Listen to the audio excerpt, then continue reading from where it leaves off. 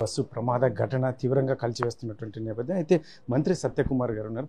స్వయంగా అక్కడ ఏదైతుందో వైద్య సేవల్ని పర్యవేక్షించినటువంటి అక్కడ సూపరింటెండెంట్ కావచ్చు ఇలాంటి వైద్య బృందంతో కూడా ప్రత్యేకంగా నిన్న కూడా పర్యవేక్షించినటువంటి నేపథ్యంలో మళ్ళీ సత్యకుమార్ గారు ఏం చెప్పారు సార్, బస్సు సంఘటనను ఎలా చూస్తారు?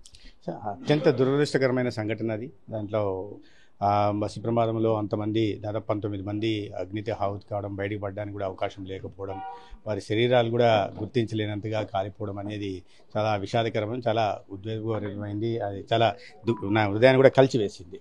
అయితే బస్సు సంఘటన ప్రమాదం గురించి తెలిసిన వెంటనే నిన్న ఉదయం సంబంధిత కలెక్టర్తో మాట్లాడడం జరిగింది. అదేవిధంగా ఈ కర్నూలు జీజీహెచ్ సూపరింటెండెంట్ కూడా మాట్లాడి ఆ క్షతగాత్రులు ఎవరు ఉన్నారో వారికి మెరుగైన వైద్యం అందించాల్సింది కూడా చెప్పడం జరిగింది.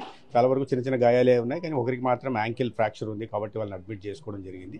ఇతరత్ర వీటిని కూడా పోస్ట్ మార్టం చేయాలి ఇట్లాంటి ప్రమాదం జరిగినప్పుడు, కాబట్టి పోస్ట్ మార్టం చేయడానికి శరీరాలు తీసుకోవడానికి కష్టమవుతుంది కాబట్టి అక్కడికే మా ఫోరెన్సిక్ టీంలను కూడా పంపించి అక్కడే పోస్ట్ మార్టం చేసే దిశగా, తర్వాత చాలా గుర్తు పట్టనంతగా కొన్ని శరీరాలు కాలిపోయి ఉన్నాయి కాబట్టి అక్కడే డిఎన్ఏ కలెక్షన్స్ కూడా తీసుకోవడం జరిగింది. వాటిని విజయవాడ పంపడం జరిగింది. ఆ శాంపిల్స్ వచ్చిన తర్వాత గుర్తించడం జరుగుతుంది. ఎవరు గుర్తించిన తర్వాత కుటుంబ సభ్యులకి ఆ వివరాలు అందజేయడం జరుగుతుంది. ఇవి కాకుండా ఈ మృతదేహాల్ని తరలించడం కోసం మహాప్రస్థానం అంబులెన్స్ను కూడా వెంటనే ఏర్పాటు చేయడం జరిగింది. ఈ సంఘటన పట్ల సాక్షాత్తు దేశ ప్రధాని నరేంద్ర మోడీ గారు కూడా స్పందించారు, ఎక్స్గ్రేషియా ప్రకటించారు. రాష్ట్ర ముఖ్యమంత్రి చంద్రబాబు నాయుడు గారు కూడా స్పందించి సంతాపం తెలిపి ఎక్స్గ్రేషియా చెల్లించడం జరిగింది.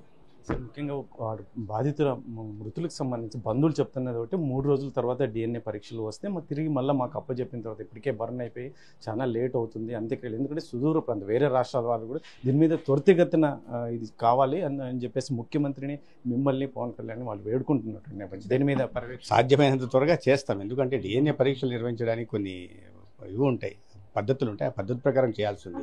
ఒకరి శరీరాన్ని ఇంకోరి డిఎన్ఏ ఇంకో కుటుంబ సభ్యులకి ఇవ్వలేం కాబట్టి అవన్నీ చేసింది సాధ్యమైన త్వరగా చేయడానికి ప్రయత్నం చేశాను. అందుకనే హుటాహుటిన ఎవరి నుంచి ఆలోచన రాకముందే డిఎన్ఏ పరీక్షలు చేయడానికి మేము పూనుకోవడం జరిగింది.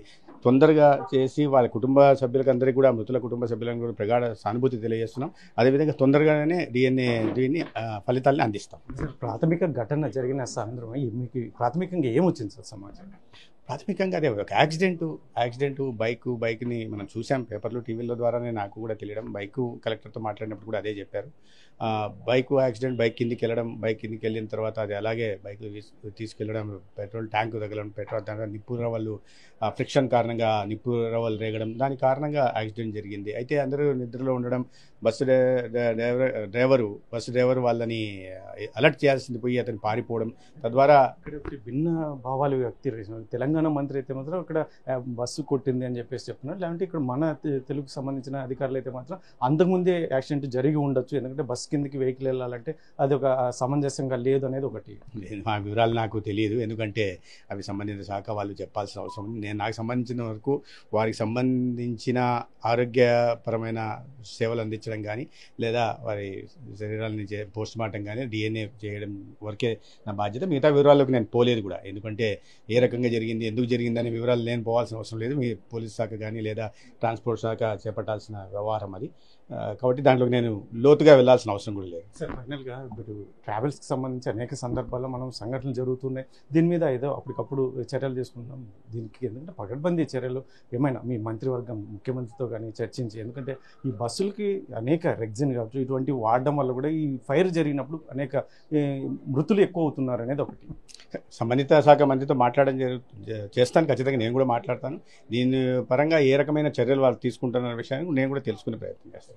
ఇది మంత్రి సత్యకుమార్ యాదవ్ గారు చెప్తున్నటువంటి విషయం. మొత్తం మీద అయితే మాత్రం బస్సు సంఘటన అనేది తీవ్రంగా కలిసివేసిన అంశం, ప్రతి ఒక్కరూ దీన్ని ఖండించాల్సిన పరిస్థితి. అయితే మొత్తం మీద అయితే సంఘటన జరిగినటువంటి అంశాన్ని ప్రతి చోట సాక్షాత్తు ప్రధానమంత్రి స్పందించారు, ముఖ్యమంత్రి గారు కూడా వేరే దేశంలోనూ కూడా ఆయన కూడా వెంటనే స్పందించి దానిపైన తగు చర్యలు తీసుకుంటున్నారు. ముఖ్యంగా వారికి న్యాయం జరగదు. డిఎన్ఏ పరీక్షలు కూడా ఎంత త్వరితగతిన జరిగితే అంత త్వరితగతిన చేసి వారికి బాడీలో అప్పచెప్పే ప్రయత్నం చేస్తామని మంత్రి సత్యకుమార్ యాదవ్ చెప్తున్నటువంటి నేపథ్యం. కెమెరా పర్సన్ చెల్లకనేడు RTV అనంతపురం.